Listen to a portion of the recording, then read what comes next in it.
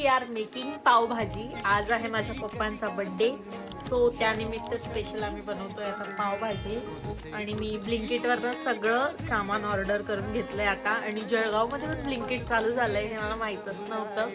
आम्ही टमाटा, शिमला मिरची, कांदा, बटाटा आणि कोबी ऑर्डर केली आहे.